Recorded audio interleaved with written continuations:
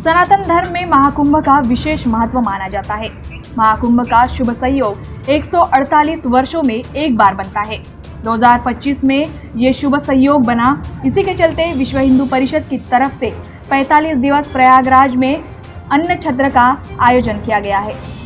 प्रयागराज में इस साल का कुंभ विशेष है क्योंकि 148 साल बाद यह दुर्लभ योग आया है। हर 12 साल पर कुंभ होता है, लेकिन इस बार का कुंभ बेहद खास है। इस अवसर पर लाखों लोग शामिल होंगे और प्रशासन ने कई सुविधाओं की व्यवस्था की है। विश्व हिंदू परिषद ने कुंभ में 45 दिनों तक अन्न छत्र चलाने का निर्णय लिया है।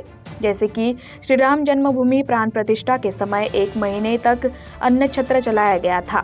इसके लिए अन्न का संग्रह किया गया है, जो आज प्रयागराज पहुंचेगा। 12 जनवरी से शुरू होने वाले इस अन्न छत्र में हर दिन 20 से 25 हजार लोग भोजन करेंगे। यह सुबह 10 बजे से रात 10 बजे तक चलने वाला है। या वर्षी जो कुंभ आहे प्रयागला, तो 148 वर्षानंतर असा योग आलेला आहे। दर 12 वर्षाला कुंभ होतो, पण ह्या कुंभाला 148 वर्षानंतर हे सगळे योग आलेले आहेत। म्हणून हा महाकुंभ आहे। आणि महाकुंभामध्ये जसं की आकलन केलं गेलेलं आहे की जवळपास 40 ते 45 कोटी लोक त्या कुंभामध्ये सहभागी होतील। आणि म्हणून अनेक लोकांनी तिथे आपले आपले वेगळ्या व्यवस्था केलेल्या आहेत। विश्व हिंदू परिषद विदर्भ प्रांतांनी असं ठरवलं की या कुंभामध्ये 45 दिवस आपण तिथे अन्नछत्र चालवायचं। जसं मागे श्रीराम जन्मभूमीवरती भगवंतांच्या प्राणप्रतिष्ठेच्या वेळेला 1 महिना आपण तिथे अन्नछत्र चालवलं, त्याच धर्तीवर प्रयागमध्ये पण हे अन्नछत्र आपण चालवावं असं सगळं कार्यकर्त्यांनी मिळून ठरवलं। त्यानिमित्ताने आपण धान्य संकलन केलेलं आहे, काही वस्तू संकलन केलेलं आहे आणि ते सगळं आज तिथं रवाना करू।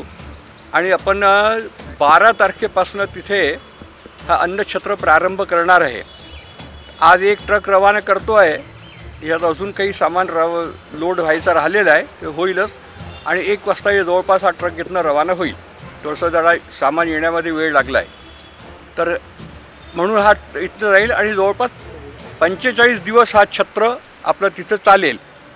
मी आपल्या माध्यमातून अजून एकदा सगळ्या भाविकांना, भक्तांना आणि कुंभप्रेमींना असं निवेदन करतो, प्रार्थना करतो की त्यांनी ह्या अन्नछत्र चालवण्यामध्ये आमची मदत करावी। दररोज ह्या अन्नछत्रामध्ये आमची अशी कल्पना आहे की 20 ते 25 हजार लोक प्रतिदिवस या अन्नछत्रामध्ये जेवतील। सकाळी 10 ते रात्री 10 असं हे अन्नछत्र चालणार आहे।